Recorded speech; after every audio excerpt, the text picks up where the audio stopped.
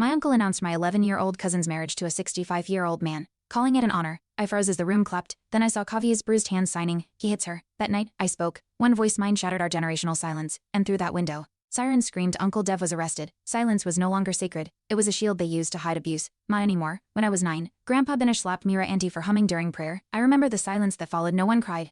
No one comforted her. That's when I learned quiet was safety. We didn't ask questions. We didn't comfort victims. We watched, and when I saw Auntie's bruised eye the next day, she smiled like nothing happened. That smile taught me how deep silence ran in our blood.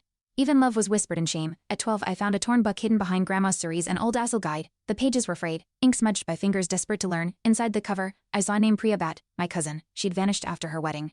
That discovery was the first crack. If Priya dared to sign, she had resisted too. I hid the book in my backpack. Heart racing. It wasn't just language, it was rebellion, buried in ink. Janet handed me a new Assel manual and whispered, "Teach Anjali quietly." We met behind the old school shed, tracing signs with nervous fingers. One day, Kavya watched from the shadows. I signed safe, and her eyes lit up. At home, Grandpa Dinesh sniffed my bag. I lied, said it was a prayer book. He smiled, then burned it. That night, Anjali wept. She thought we'd stop. We didn't. That fire lit our quiet rebellion brighter than ever. Anjali's wedding date was announced during breakfast 3 weeks away. Her hands trembled beneath the table. Mira Auntie squeezed mine when no one looked.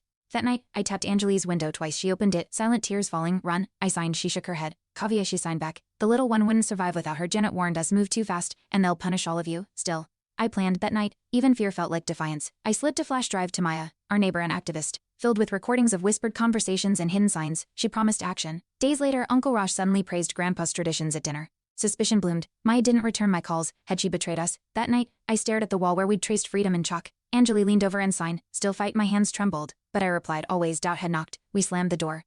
Asha, just 9, copied our signs and showed them to Shanti Auntie. Annie froze, eyes darting to Grandpa's closed door. "Forget this," she hissed. But Asha grinned and signed love with her tiny fingers. Later, I found that same word etched into her math book.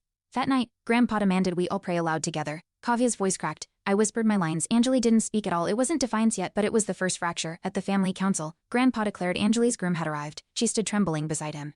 I stepped forward. "She won't marry," I said, voice cracking. Gasps echoed. Uncle Dev grabbed my arm. "You defy tradition." I broke his grip. "Yes, I protect children." Grandpa raised a hand to strike. Mira Auntie blocked him. Silence shattered. Anjali grabbed Kavya's hand and signed.